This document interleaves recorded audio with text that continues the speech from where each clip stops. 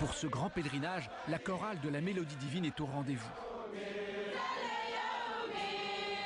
Dans cette propriété, les fidèles attendent depuis plusieurs heures celui qui actuellement séduit des milliers de jeunes Sénégalais. C'est l'un des marabouts les plus influents et controversés chez les mourides. Modou Kara a fait les choses en grand. C'est dans son immense demeure, sous ce chapiteau, que ce prédicateur reçoit ces centaines de fidèles survoltés. Certains ne l'ont pas vu depuis plusieurs mois, voire plusieurs années.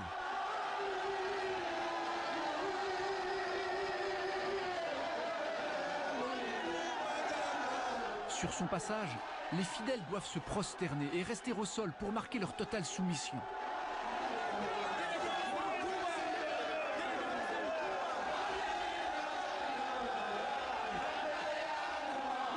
Mais en pleine frénésie, certains tombent carrément en transe. Laissez-le respirer, dégagez le passage. Éloignez-vous, reculez, éloignez-vous. Reculez, reculez.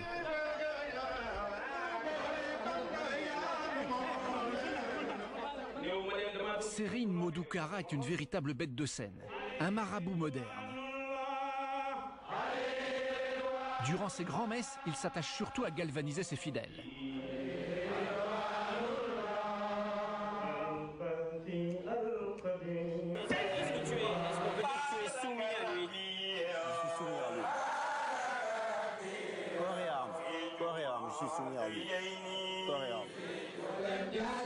Après la cérémonie, le marabout consent à recevoir certains disciples au cours d'apartés privés.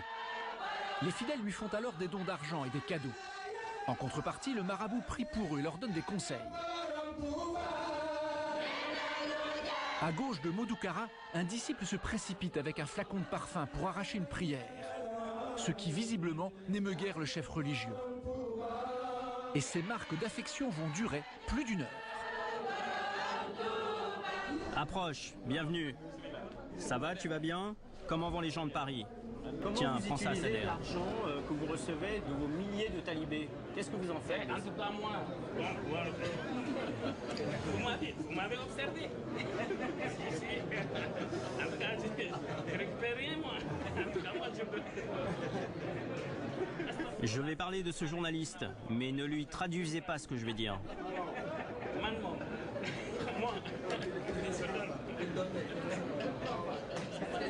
Parmi tous les journalistes, ce sont toujours les blancs qui posent les questions les plus embarrassantes. Donc le cheikh il explique, il dit que il mentionne en fait en bas de page le hadith, que les gens des 2 premiers livres, les juifs et les chrétiens, sont divisés dans leur religion en 71 et en 72 sectes, et que cette umma allait se diviser en 73 sectes. Elles seraient toutes en enfer excepté une, et c'est la Jama'a. Et ça c'est rapporté par Abu Daoud, At-Tirmidhi, Ahmad, et une des narrations de l'imam At-Tirmidhi. Quand les Sahaba ont entendu ce hadith, ils ont demandé au messager d'Allah, sallallahu alayhi wa sallam, laquelle de ces sectes sera au paradis au messager d'Allah?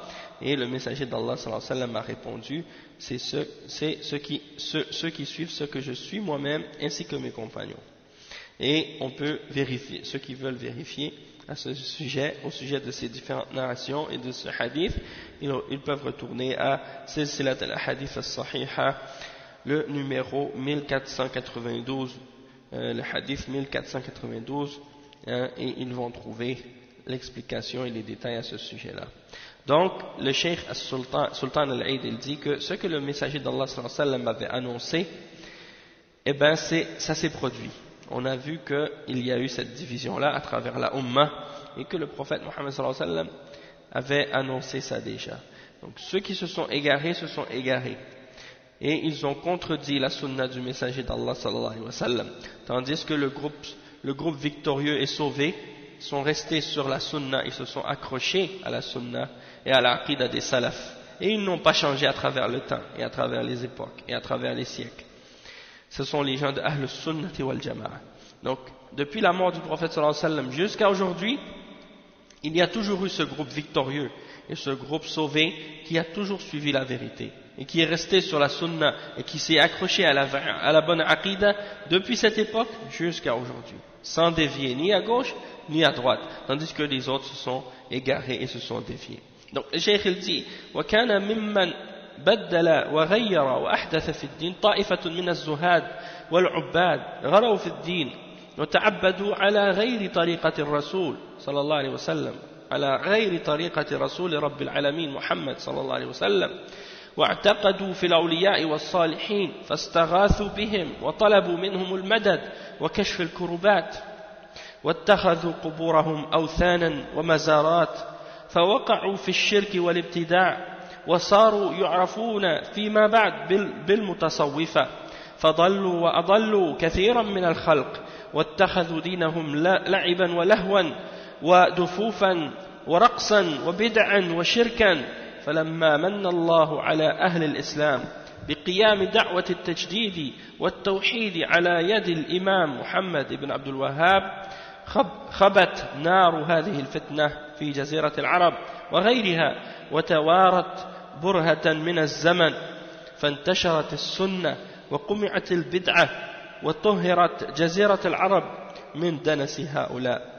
Le cheikh il dit, et parmi les choses qui ont été parmi les choses qui ont été changées par certains et qui ont été déformées de la religion et parmi les innovations qui sont apparues également dans la religion, il y a un groupe parmi les gens qu'on appelle des zuhad, des gens qui se détachent de la dunya et qui se concentrent uniquement sur l'adoration, qui ont exagéré dans la religion et ils ont commencé à adorer, à faire des adorations, mais d'une manière qui est en opposition et qui est différente de la manière qui a été enseignée par le messager du Seigneur des mondes, c'est-à-dire le prophète Mohammed sallallahu alayhi wa sallam.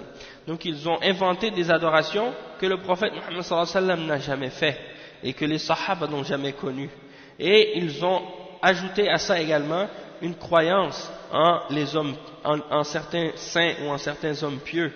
Et ils ont commencé même à les appeler au secours lorsqu'ils avaient des besoins ou des malheurs et à leur demander le support et l'aide lorsqu'ils avaient des problèmes, et ils leur demandaient également d'éloigner d'eux les différents malheurs et difficultés qu'ils avaient dans leur existence, alors que c'était des gens qui sont morts et enterrés dans leur tombe.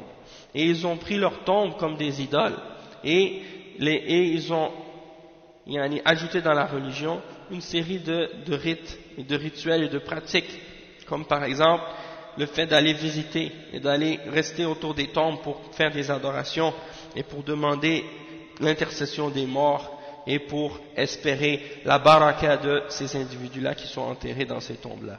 Donc ils sont tombés dans différentes formes et dans différentes catégories de shirk et d'innovation. Et on les a appelés par la suite les mutasawwifa, c'est-à-dire les soufis, comme on les appelle aujourd'hui, les soufis. Et qu'est-ce qui se passe aujourd'hui dans le monde musulman, comme le cheikh est en train de l'expliquer? C'est que beaucoup de gens ont été influencés par le soufisme et ont grandi dans des familles et dans des entourages, dans des milieux où ils baignent dans le soufisme, mais on leur a jamais dit que ce qu'ils pratiquent, c'est le soufisme. Donc ils sont soufis en réalité, mais sans réellement savoir qu'ils sont soufis. Parce qu'eux, ils croient qu'ils sont des musulmans et qu'ils font comme tous les musulmans dans le monde. Et ils ignorent en réalité qu'entre ce qu'ils font et entre ce que l'islam enseigne, il y a la différence comparable au jour et à la nuit. Et beaucoup de gens même, je me souviens quand j'ai fait les cours sur la réalité du soufisme, beaucoup de gens, parmi les frères de différentes origines, différents pays, ils m'ont dit, quand j'ai entendu les cours sur le soufisme que tu as fait, j'ai réalisé que nous-mêmes on était des soufis, mais on n'a jamais su qu'on était des soufis. Parce qu'on ne nous a jamais expliqué, on n'a jamais dit que ça c'était quelque chose qui s'appelait soufisme. Et donc, c'est pour ça que c'est très important de clarifier ces choses-là.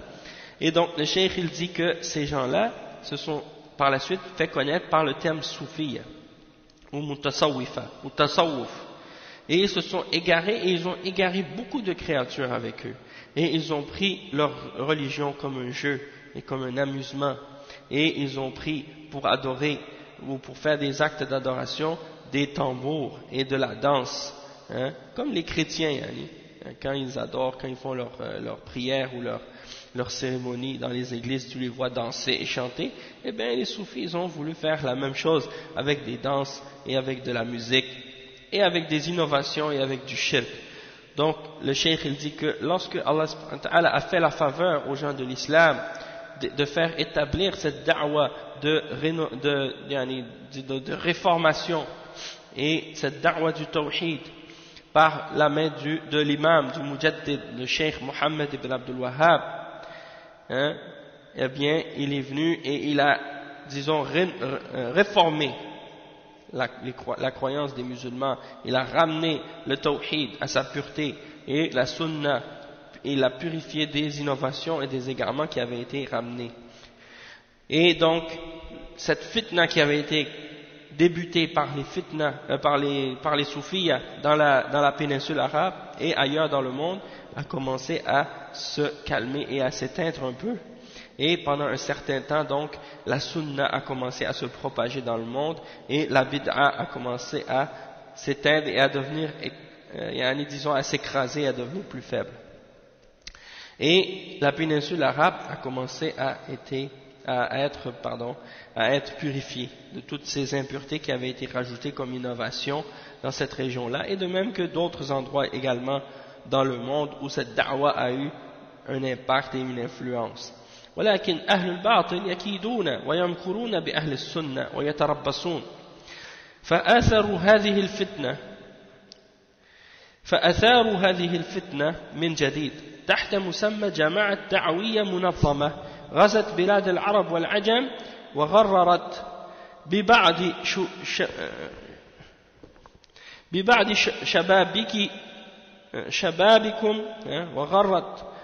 شبابكم يا أهل التوحيد كبار السن والعوام حاضرة وبادية فإنا لله وإنا إليه راجعون. Il dit que les gens qui sont sur le mensonge et qui sont sur la fausseté, ils ne cessent de faire des ruses et de faire des complots pour essayer par la suite à la longue de combattre et d'écraser la sunna. Et donc ils sont toujours aux aguets et ils se tiennent toujours prêts pour chercher les occasions pour justement propager leurs mensonges et leurs égarements et essayer de faire en sorte que la sunna et le tawhid soient éteints et écrasés. Et donc ils ont ramené cette fitna encore une fois à nouveau. Et ils l'ont ramené cette fois-ci par un nouveau nom, hein, le nom d'une da'wa ou d'une jama'a qui appelle soi-disant à vouloir faire la da'wa d'une manière qui est organisée. Et cette méthode-là, elle a envahi différentes régions dans le monde et la péninsule arabe et les pays non arabes également. Et ils se sont propagés partout. Et ils ont attiré beaucoup de jeunes parmi les gens de l'Arabie Saoudite et d'ailleurs pour attirer les gens et même parfois les personnes âgées et les gens ordinaires, ils les ont attirés avec leurs ruses et avec leurs méthodes. Parce que vous savez que ce sont des gens qui attirent les gens facilement avec leur comportement. Ils montrent un comportement qui est tellement gentil, tellement doux en apparence, que les gens se laissent souvent tromper par ces méthodes-là. Donc le cheikh il commence à expliquer en fait que la da'wa de Tabligh et de Jama'at Tabligh, en réalité c'est une da'wa soufia. Il faut dire les choses telles qu'elles sont, c'est la réalité.